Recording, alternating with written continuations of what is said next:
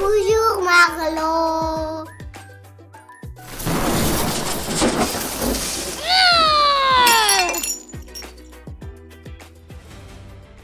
Bonjour, noble aventurier.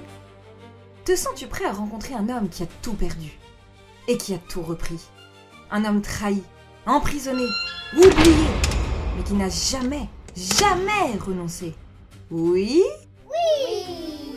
Ah! Alors accroche-toi bien, car aujourd'hui nous allons parler d'une émotion que tu connais certainement très bien. La colère. Oui, cette sensation qui monte dans ton ventre, comme un volcan qui gronde. Et paf! Et si je te disais que cette colère-là, dans notre histoire, va donner naissance à la plus célèbre des vengeances de toute la littérature française? Wow. Mais attention, ce grand roman va aussi nous poser une question difficile. La colère, est-ce une force ou un poison? Peut-on laisser la colère guider toute sa vie? Ah bah non alors.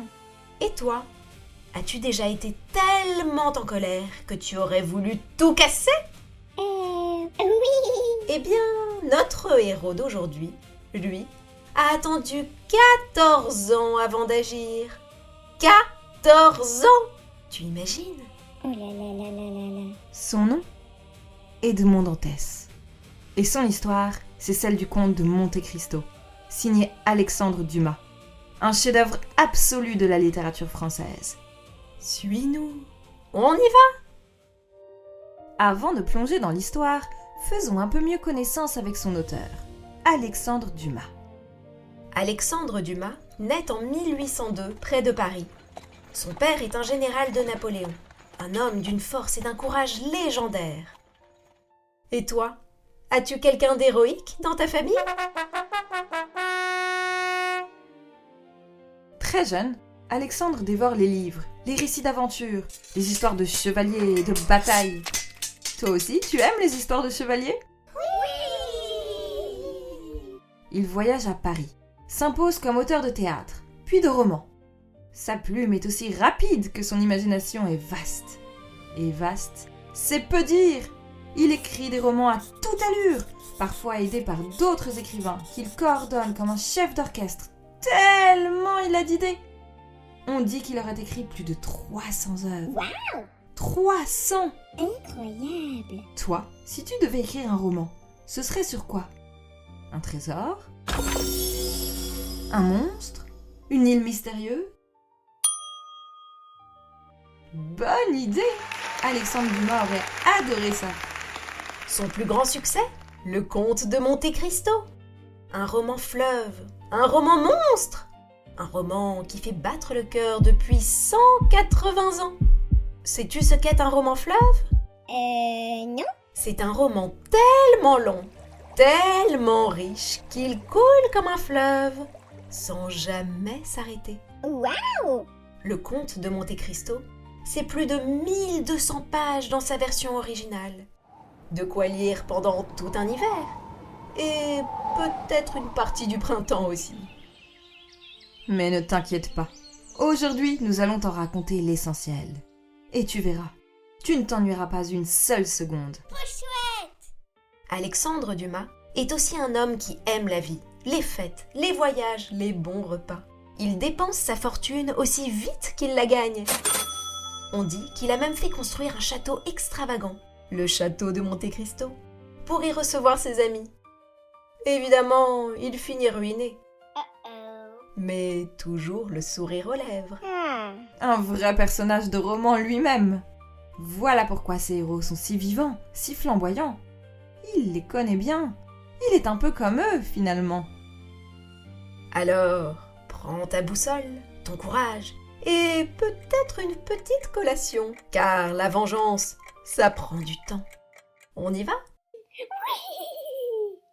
Commençons par rencontrer ceux qui vont t'accompagner dans cette épopée. Salut à toi, ami. Je m'appelle Edmond Dantès. J'ai 19 ans, je suis un marin, amoureux et heureux comme jamais. J'ai le monde devant moi, une femme que j'aime, Mercedes, et le commandement d'un beau navire qui m'attend. La vie est belle, du moins pour l'instant. Edmond est ce qu'on appelle un homme de bien. Loyal, courageux, généreux. Le genre de garçon qu'on aime immédiatement. Ce qui, hélas, agace terriblement certaines personnes. Moi, je m'appelle Fernand Mondego. Et je vais être honnête avec toi, petit. Je ne suis pas le héros de cette histoire. Je suis le rival d'Edmond. Mercedes, la femme qu'il aime, je veux la conquérir. Et sa réussite, son bonheur, son sourire permanent, ça m'insupporte. La jalousie me ronge.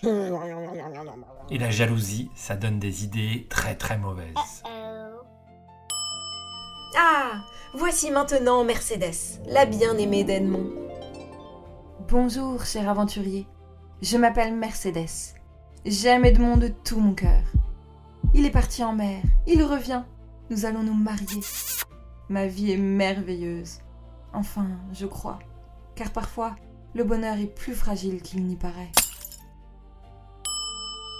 Et voici un personnage qu'Edmond va rencontrer dans les pires circonstances. L'abbé Faria. Écoute, le voilà. Mon enfant, je suis l'abbé Faria. Un vieux prêtre un peu étourdi, il faut bien l'avouer. J'ai creusé un tunnel pendant des années pour m'échapper de prison. Et je suis tombé dans la mauvaise cellule. Ah, mais dans ma tête bien remplie se cache un trésor. Et je vais tout transmettre à ce jeune homme si plein de vie. Et moi, je suis le comte de Monte Cristo. Riche, mystérieux, implacable. Personne ne sait qui je suis vraiment. Personne ne connaît mon passé. Mais moi, je connais tous vos secrets. J'ai attendu 14 ans. Et maintenant, c'est l'heure. Voilà donc les acteurs de cette formidable histoire. Prépare-toi à serrer les poings, à retenir ton souffle, à rire parfois. Et peut-être à te demander, toi aussi, qu'aurais-je fait à sa place ? Nous sommes à Marseille, en 1815. Edmond Dantès a 19 ans. Il rentre d'un long voyage en mer, heureux comme un poisson dans l'eau, ce qui est pratique pour un marin. Il va épouser Mercedes. Il va prendre le commandement de son navire. La vie lui sourit de toutes ses dents. Mais dans un coin sombre de la fête, 3 hommes le regardent en serrant les dents. Le premier, c'est Danglars, le comptable du bateau. Un homme jaloux de la réussite d'Edmond, qui convoite sa place de capitaine. Le deuxième, c'est moi, Fernand Mondego. Et moi, c'est Mercedes que je veux. Edmond a tout. Le bateau, la gloire, la belle. Pendant ce temps, je reste là à ronger mon frein. Non, ça ne peut pas durer. Et le troisième, c'est Villefort, un procureur ambitieux qui cache un secret de famille très embarrassant et qu'Edmond pourrait, sans le savoir, mettre en danger.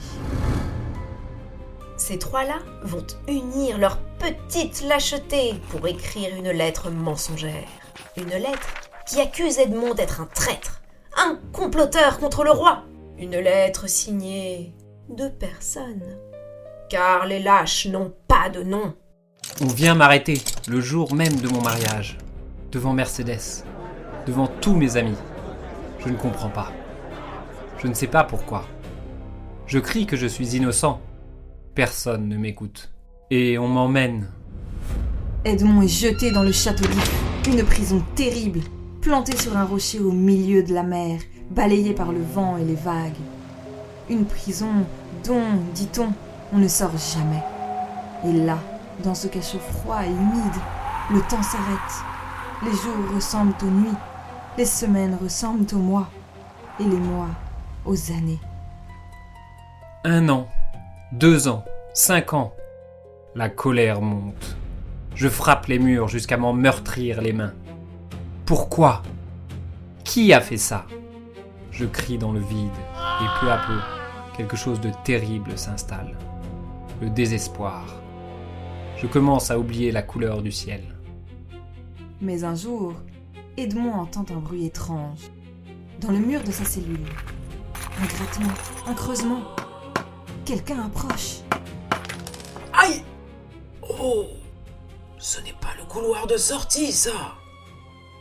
Encore raté! Bonjour, jeune homme!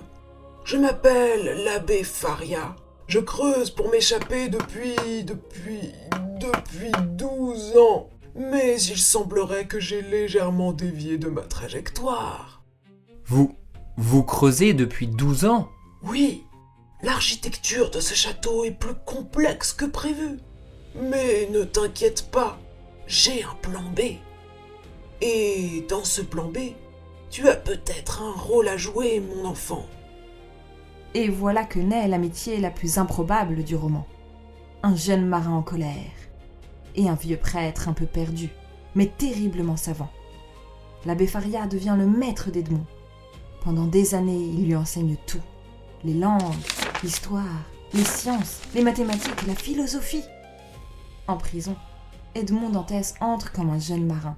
Il en sortira, s'il en sort, comme un homme instruit, raffiné et redoutable. Car la connaissance est la plus puissante des armes. L'abbé Faria a transformé ma colère en quelque chose de plus puissant encore. La patience et la connaissance. Avant de mourir, car l'abbé Faria est très âgé et très fatigué à force de creuser, il révèle à Edmond son plus grand secret. Edmond, écoute-moi bien.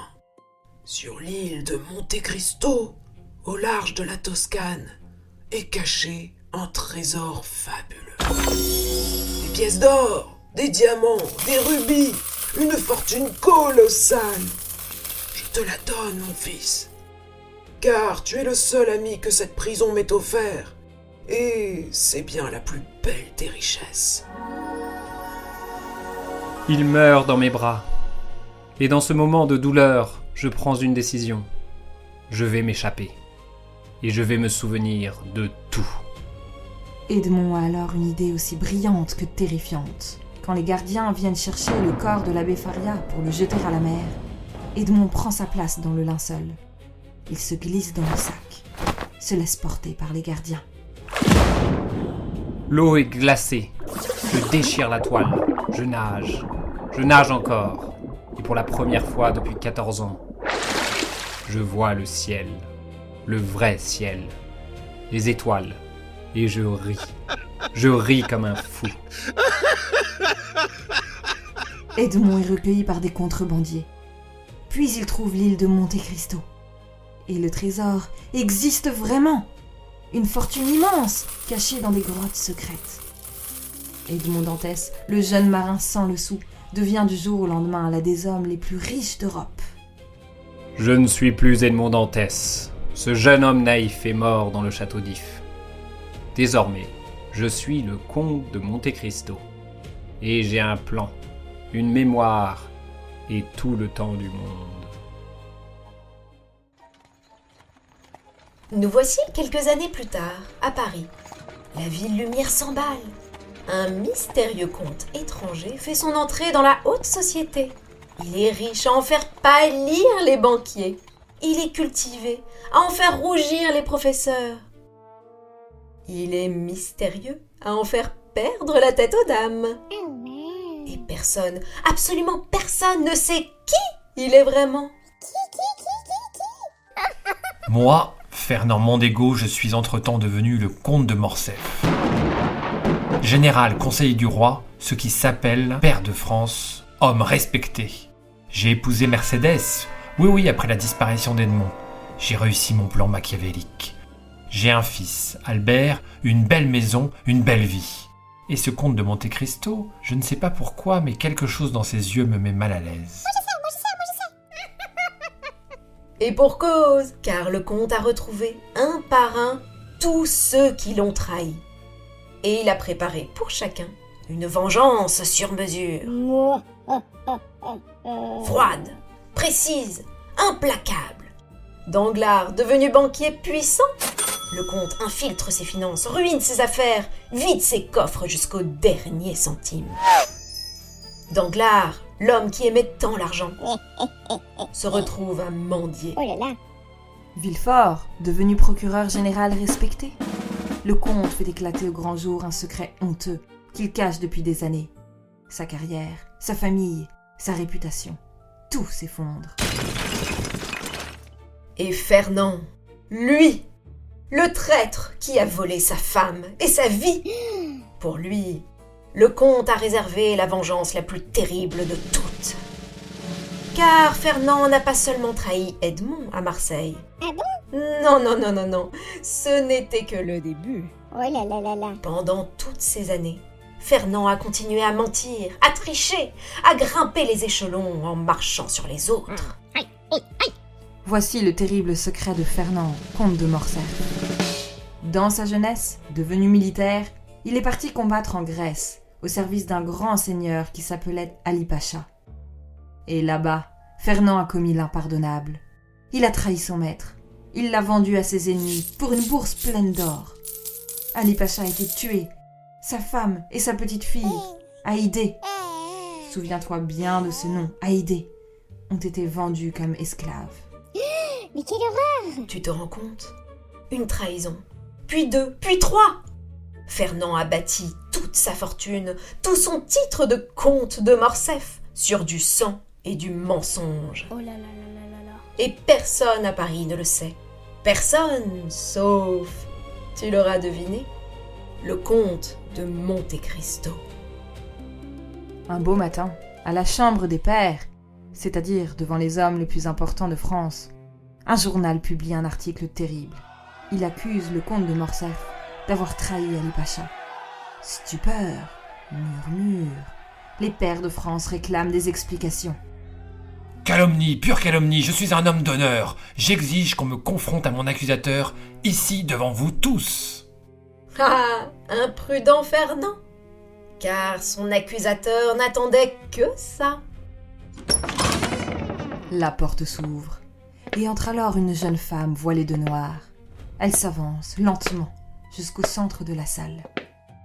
Elle relève son voile. Elle est jeune, belle, les yeux brûlants. Mon nom est Haïdé. Je suis la fille d'Ali Pacha. Et je viens dire la vérité. Et là, devant la France entière, Haïdé raconte tout. La trahison, les soldats qui forcent les portes du palais, son père tué, sa mère et elle vendues comme esclaves. Elle parle d'une voix qui ne tremble pas, et chaque mot qu'elle prononce sonne comme une cloche qui annonce la fin d'un règne. Fernand est blême. Il bafouille, il essaye de nier. Mais Haïdé sort un papier, un acte de vente, avec son nom à elle, Mais non. avec la signature de Fernand. La preuve, noir sur blanc. Non, c'est impossible. Qui êtes-vous pour oser me défier? Ces accusations sont fausses. Je suis le comte de Morcerf, un général, un père de France. On ne traite pas ainsi un homme comme moi. Mercédès, dis-leur que Mercédès! Mais Mercédès se détourne. Oui, bravo Mercedes. Elle sait. Elle a reconnu Edmond depuis longtemps. Et elle ne peut plus défendre celui qui a brisé la vie de l'homme qu'elle a toujours aimé. Fernand, abandonné de tous, s'effondre et disparaît. Mais alors que la vengeance semble parfaite, accomplie, magnifique, quelque chose se fissure dans le cœur du comte. Dans ma colère, dans mon plan si bien calculé, j'ai fait souffrir des innocents. Oh non. Le fils de Villefort n'avait rien fait, la femme de Dandelard non plus, et Albert, le fils de Fernand, ce garçon courageux qui voulait me provoquer en duel pour défendre l'honneur de son père. Lui non plus n'y était pour rien. Et là, pour la première fois depuis 14 ans, je doute. Suis-je encore juste, ou suis-je devenu moi aussi un monstre? Bonne question. Dans les mots d'Alexandre Dumas, voici ce que dit le comte de Monte Cristo. Insensé, le jour où j'avais résolu de me venger, de ne pas m'être arraché le cœur. Le comte retrouve Mercédès. Elle l'a reconnue depuis le début. Elle lui parle avec une douceur et une tristesse infinie. Edmond, je sais que c'est toi. J'ai toujours su. Et je comprends ta colère. Elle était juste. Mais regarde ce qu'elle a fait de toi. Tu as obtenu ta vengeance. Es-tu heureux pour autant ? Elle me pose la seule question à laquelle je n'ai pas de réponse. Embêtant. Le comte accomplit ses derniers actes. Il sauve le fils de Fernand d'un mauvais pas et libère Haydée. Puis, le comte de Monte Cristo disparaît. Il s'en va vers l'horizon, sur son navire, loin de Paris, loin de ses vengeances, loin du passé. Avec Haydée à ses côtés, il cherche enfin ce qu'il avait oublié de poursuivre pendant toutes ces années. Le bonheur. C'est ce qu'Alexandre Dumas nous apprend dans son roman. La vengeance peut sembler juste, mais elle dévore celui qui s'y consacre. La vraie sagesse, c'est de garder espoir, de pardonner et de laisser la justice ultime à plus grand que soi, à Dieu. J'ai compris, au dernier moment, que la colère est une flamme nécessaire. Elle m'a donné la force de survivre, de me battre, de ne pas abandonner. Mais si on la laisse tout brûler autour de soi, elle finit par vous consumer vous-même. Alors, j'ai choisi d'éteindre la flamme et d'attendre le soleil. Attendre et espérer. Ce sont les derniers mots du roman. Et peut-être les plus beaux. Cette histoire t'a-t-elle plu ? Oui ! T'a-t-elle fait serrer les poings ? Oui ! T'a-t-elle donné envie de creuser un tunnel pour t'échapper de ta chambre ? Non. Non ? Tant mieux. Voyons quand même si tu as bien suivi, petit curieux. C'est parti pour le quiz. Le quiz de Marlowe. Pourquoi Edmond Dantès est-il jeté en prison ? Parce qu'il a volé le trésor de l'île de Monte Cristo. Parce que des hommes jaloux ont écrit une fausse lettre pour l'accuser de trahison. Parce qu'il a oublié de rendre un livre à la bibliothèque du port. Bravo ! C'est bien une lettre mensongère écrite par Fernand, Danglars et Villefort qui envoie Edmond en prison. Une terrible injustice. Ah ça oui alors. Et le point de départ de toute l'histoire. Qui est l'abbé Faria et quel cadeau fait-il à Edmond ?